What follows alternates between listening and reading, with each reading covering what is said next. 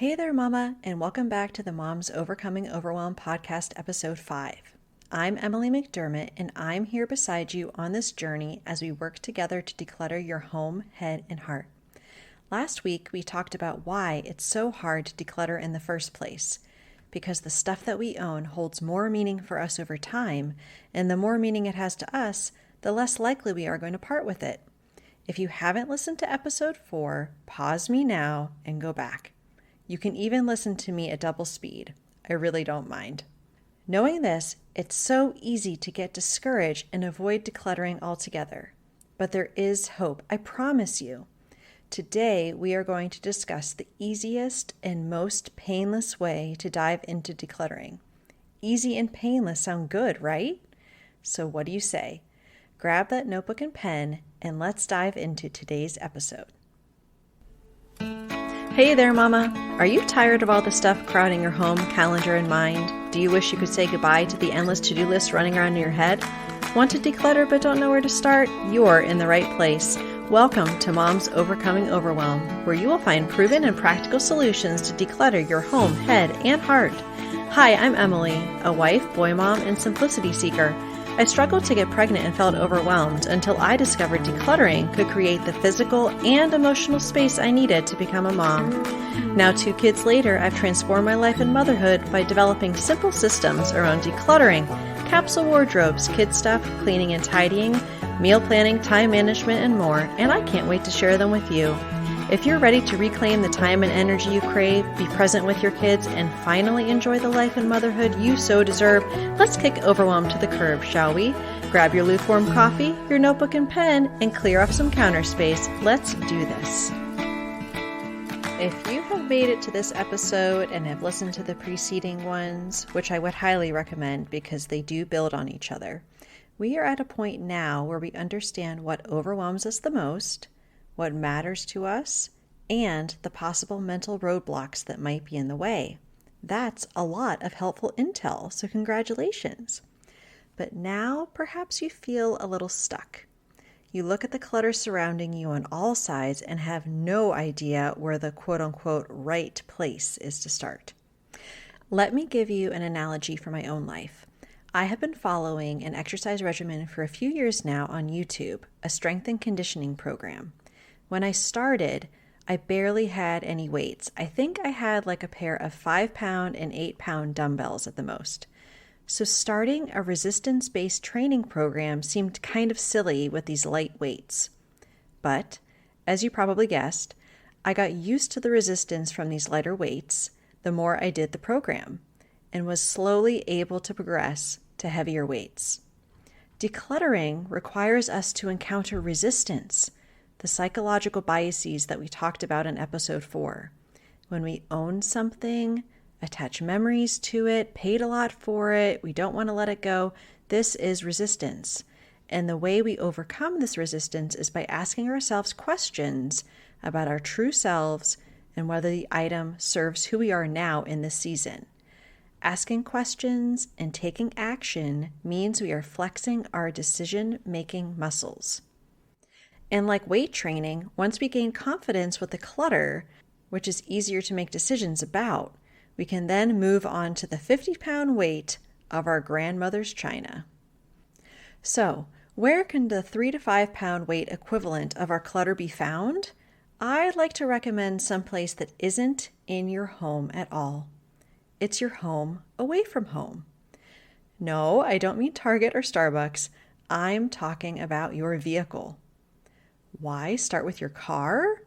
There are 2 main reasons. Number 1, we are looking for the place with the highest trash to sentimental item ratio, meaning there are very few, if any, items with complex layers of meaning that you will agonize over.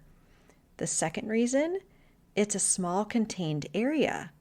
So when a small contained area that we are in a lot is decluttered, we feel awesome. This is the part where people get a little hung up on the specifics. What bags or bins do I use to declutter? It really doesn't matter much as long as you can keep them straight.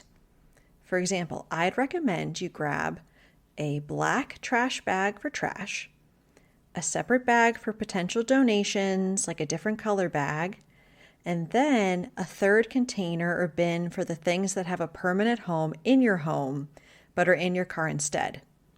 I'd also recommend you bring like a dust buster or some cloths or paper towels or something for a quick wipe down of the car, as well as some sticky notes and a Sharpie. So we're going to start with the trash and recycling, starting at the front of the vehicle and going through every crevice that you can realistically see all the way to the trunk. You are unearthing every wrapper, plastic bottle, anything that would be trash or recycling. So now hopefully you can see the things that you know belong in your home but aren't there right now. Library books, hopefully not overdue. School paperwork from your kids, empty reusable bags, or even things that haven't been changed out from the previous season. For example, I have a sunshade that I've been using in the summer that I really need to bring inside my own home. Here's a quick side note. All of these things have a permanent home in your home already. They have just been temporarily displaced, and you will be returning them to their home. We will be talking about everything having a home in a future episode. Okay, so now we are left only with the stuff, besides millions of crumbs, that you may be unsure about. The Happy Meal toy that's obviously a piece of junk, but you saw your kiddo play with a few times in the back seat. A bag of Target returns you haven't gotten to yet that's been in your trunk for a week. This is where we get to flex our decision-making muscles, our lightest weights, so don't worry. Here are a few questions to ask about the stuff to get you started. Number 1, why is this still in my car? Do I need to schedule a time to take action on it? This would be for returning things to the store, mail or packages to go to the post office, and so forth. So either jot down on your phone a specific date that you're going to take it, get it in your schedule, or if you have that Sharpie and sticky notes, go ahead and put a sticky note on the actual bag with the date that you plan to take action on it. Number 2, do I or my family member need this item? Do I want it in my home? Does your child already have 100+ Happy Meal junky toys in the house? And if so, do you have a permanent place for those small trinkets and treasures?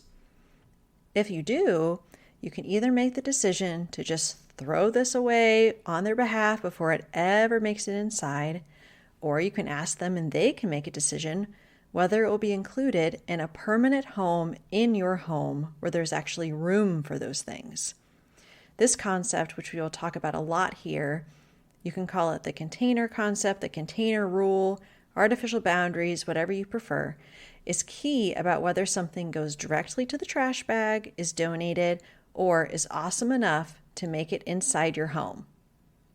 Pretend that your home is like this VIP club and you are the bouncer making sure the unsavories don't make their way in to mess up the vibe. You can ask for feedback from the people inside or not, but ultimately you decide what comes in and what stays out.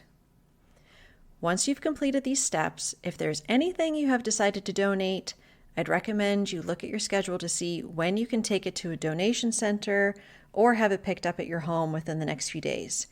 We don't want our car to be a storage place for the things we haven't donated yet.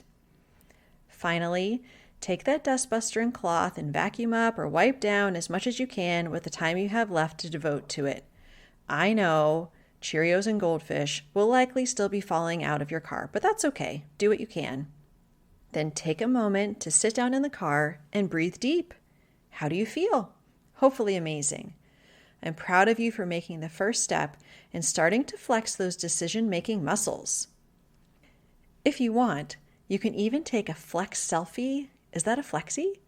On Instagram with your progress and tag me at SimpleByEmmy.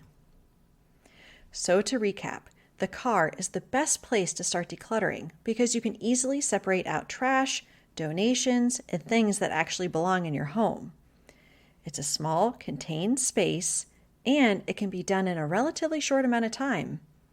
If you're carting kids to and fro like I am, you spend more time than you realize in your car anyway, So why not feel calm rather than overwhelmed by the mess?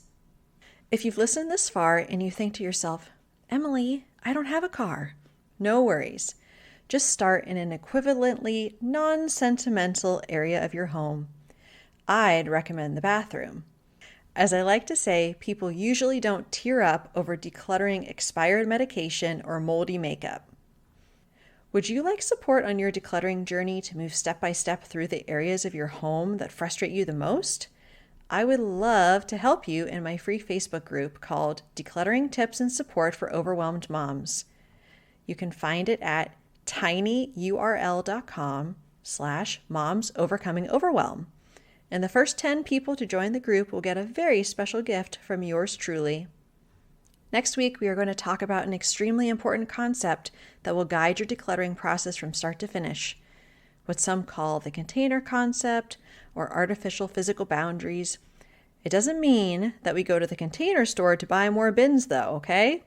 So you have to come back to find out more. I look forward to seeing you next Thursday. Bye for now. If you like today's podcast, here's what you can do. Just take 30 seconds to leave me a review. I know you're a busy mama. You're overwhelmed, in fact. But 30 seconds of your day make such an impact. I'll be blessed by your words. They'll definitely make my day. And who knows, you might be entered for this month's giveaway. In Apple Podcasts, scroll down to write a review. Thanks so much for your time. I'm so grateful for you.